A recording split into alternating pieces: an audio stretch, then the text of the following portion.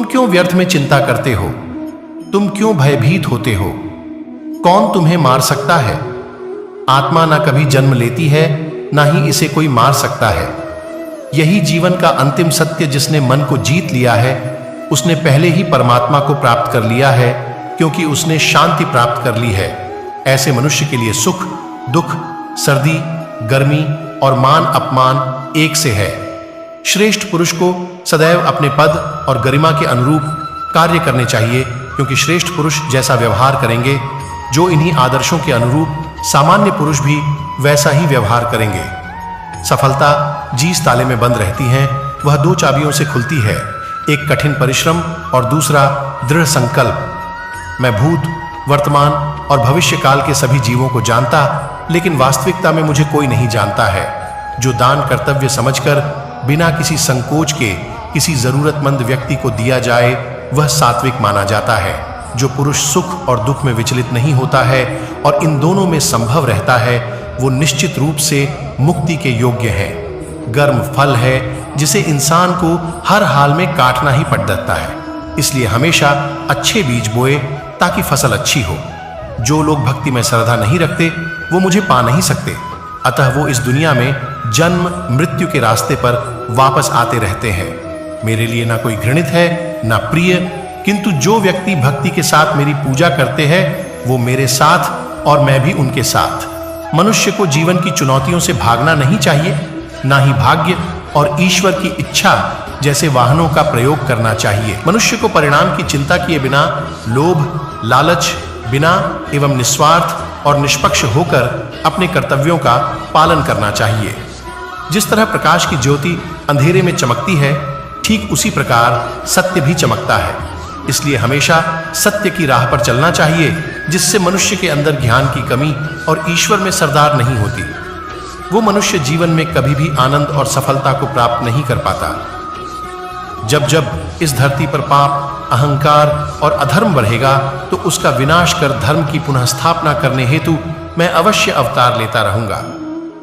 वह व्यक्ति जो अपनी मृत्यु के समय मुझे याद करते हुए अपना शरीर त्याग, वह मेरे धाम को प्राप्त होता है, और इसमें कोई संशय नहीं है। जन्म लेने वालों के लिए मृत्यु उतना ही निश्चित है जितना कि मृत होने वालों के लिए जन्म लेगा।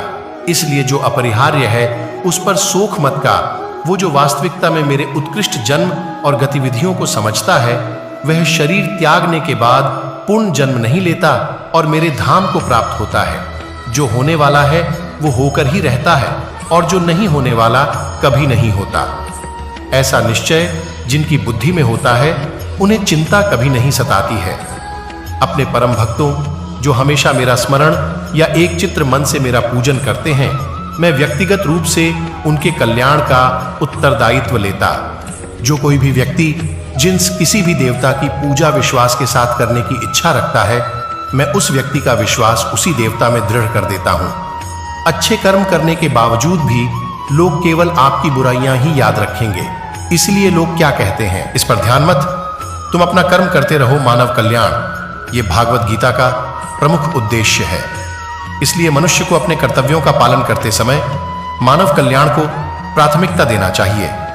इतिहास कहता है कल सुख था, विज्ञान कहता है कल सुख होगा, लेकिन धर्म कहता है अगर मन सच्चा और दिल अच्छा हो तो हर रोज सुख होगा।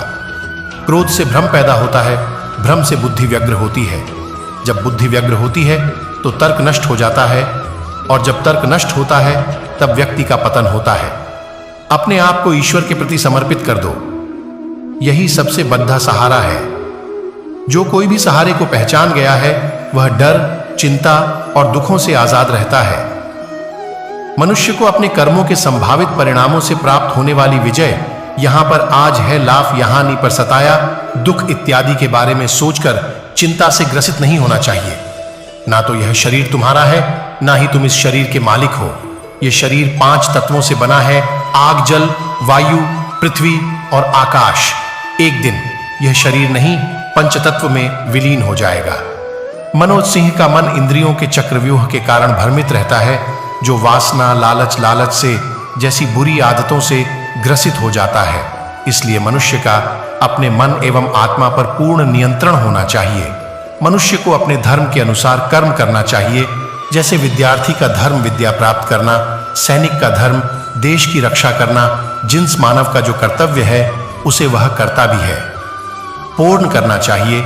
मैं सभी प्राणियों को समान रूप से देखता हूँ, मेरे लिए न कोई कम प्रिय है ही ज्यादा। लेकिन जो मनुष्य मेरी प्रेम पूर्वक आराधना करती है वह मेरे भीतर रहते हैं और मैं उनके जीवन में आता हूँ। तुम्हारा क्या गया जो तुम रोते, तुम क्या लाए थे जो तुमने खो दिया, तुमने क्या पैदा किया था जो नष्ट हो गया, तुमने जो लिया यहीं से लिया, जो दिया यहीं पर दिया, जो आज तुम्हारा है कल किसी और का होगा, क्योंकि परिवर्तन ही संसार का नियम है। जो मनुष्य जिस प्रकार से ईश्वर का स्मरण करता है उसी के अनुसार ईश्वर रूप से फल देते हैं। उसने श्री कृष्ण को सदैव मृत्यु के लिए स्मरण किया तो श्री कृष्ण ने भी को मृत्यु प्रदान की। अतः परमात्मा को उसी रूप में स्मरण करना चाहिए जिससे रूप में मानव उन्हें पाना चाहता है। भगवान प्रत्येक एक वस्तु में परहते एक जीव में मौजूद है। आत्मा अमर है, इसलिए मरने की चिंता मत करो। आत्मा का अंतिम लक्ष्य परमात्मा में मिल जाना होता है, इंसान नहीं। उसका मन किसी का दोस्त या दुश्मन होता है। बड़प्पन वह गुण है जो पद से नहीं संस्कारों से प्राप्त होता है। व्यक्ति अजीब का कर्मी उसके भाग्य का निर्माण करता है। वर्तमान परिस्थिति में जो तुम्हारा कर्तव्य है वही तुम्हारा धर्म है। मन बहुत चंचल है जो इंसान के दिल में उथल पुथल कर देता है। जब वो अपनी में आनंद खोज लेते तब वो प्राप्त करते हैं। जीवन में कभी भी किसी से अपनी तुलना मत कीजिए। आप जैसे सर्वश्रेष्ठ बुरे कर्म करने नहीं पड़ते हो जाते हैं और अच्छे कर्म होते नहीं करने पड़ते हैं। जो अपने मन में नियंत्रण नहीं रखता वह स्वयं का स्नेह शत्रु बन जाता है। बुद्धिमान व्यक्ति को समझ।